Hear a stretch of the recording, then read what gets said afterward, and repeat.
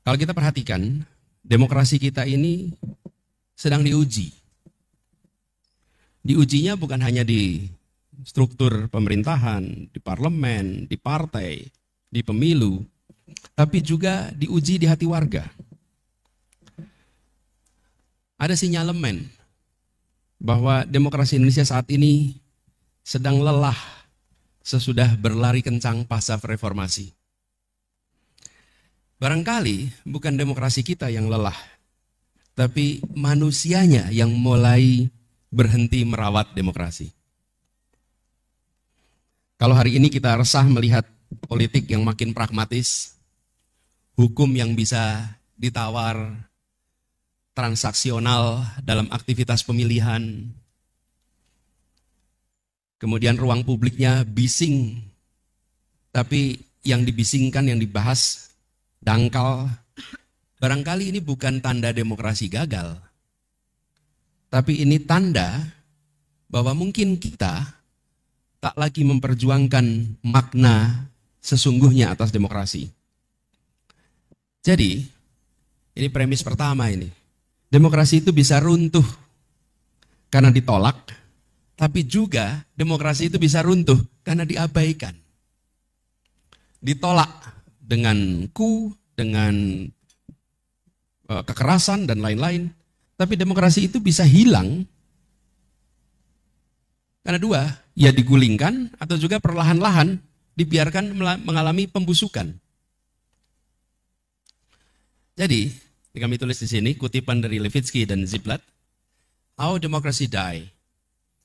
This is how elected autocrats subvert democracy, packing and weaponizing the courts and other neutral agency, buying off the media and the private sectors, or bullying them into silence, and rewriting the rules of politics to tilt the playing field against opponents."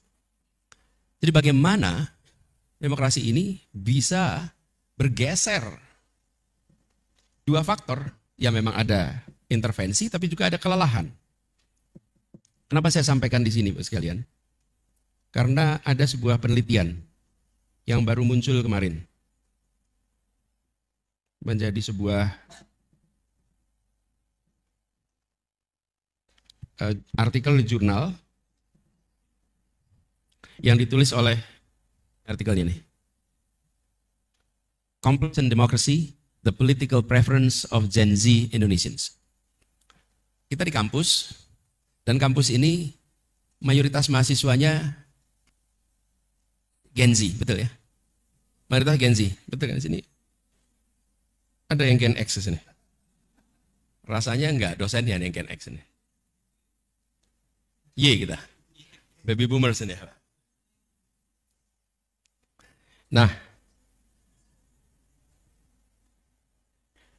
temuan dari Burhan Muhtadi, Eve Warburton dan Liam Gammon mengatakan bahwa, ini temuannya nih, Gen Z yang lahir pada era demokrasi menganggap demokrasi itu sebagai sesuatu yang given, tidak seperti generasi sebelumnya yang lahir di masa otoriter.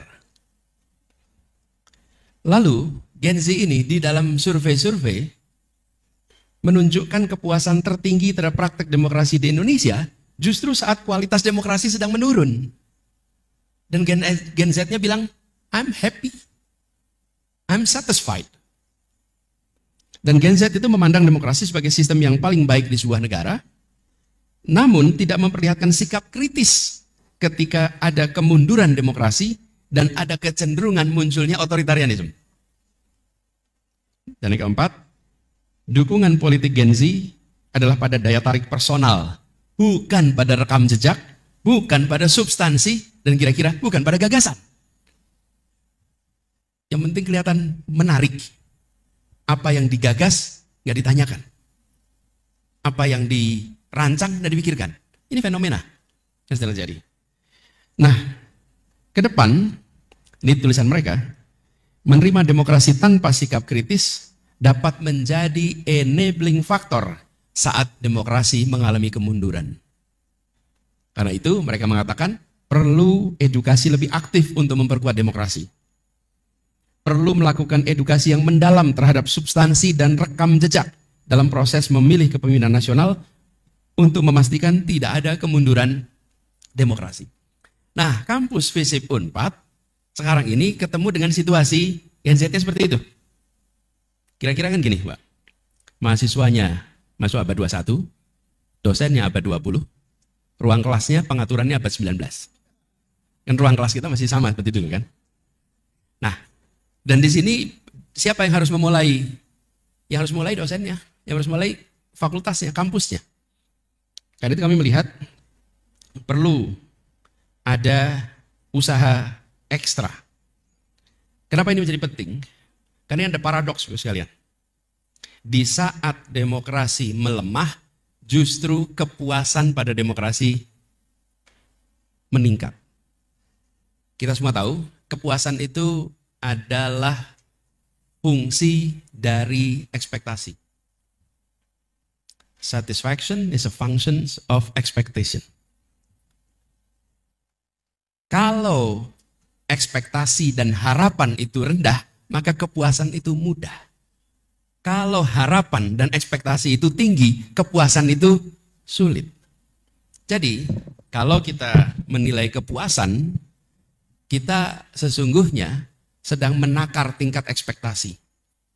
Nah, ekspektasinya terhadap demokrasi di sini terlihat rendah. Nah, sekarang pertanyaan yang mendasar adalah, apakah memang anak muda kita apatis? Rasanya,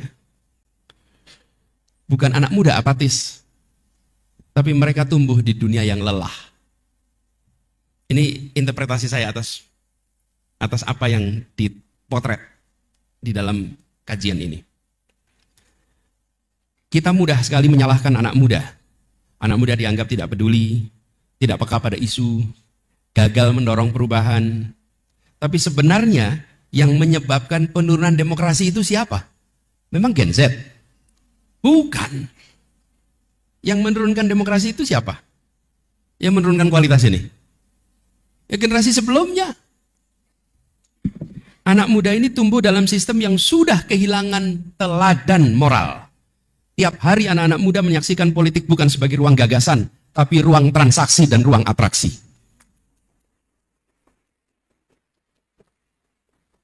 Tiap hari anak-anak muda dipertontonkan dengan hukum yang diatur oleh kekuasaan, bukan kekuasaan yang diatur oleh hukum. Bukan kekuasaan yang diatur dengan nilai kebenaran. Jadi itu yang dipertontonkan kepada mereka.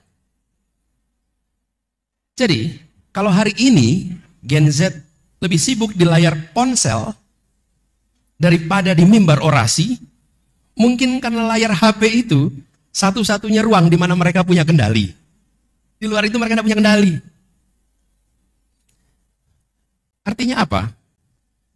Demokrasi rusak bukan oleh anak muda yang diam, tapi oleh orang tua yang tak tahu malu. Halo teman-teman, berjumpa bersama saya di Politik Dangi. Ini luar biasa sekali ya. Bagaimana pidato Anies di Universitas Pajajaran, teman-teman. Dan ini sangat-sangat mengagumkan. Bagaimana Anies menyoroti tentang perpolitikan di negeri kita ya. Yang semakin banyak carut marutnya. Dan di sini Anies mengatakan ya bahwa politik kita kacau itu bukan akibat anak-anak muda, melainkan ambisi-ambisi orang tua ya. Dan ini adalah kritikan yang sangat hebat dari Anies Baswedan ya untuk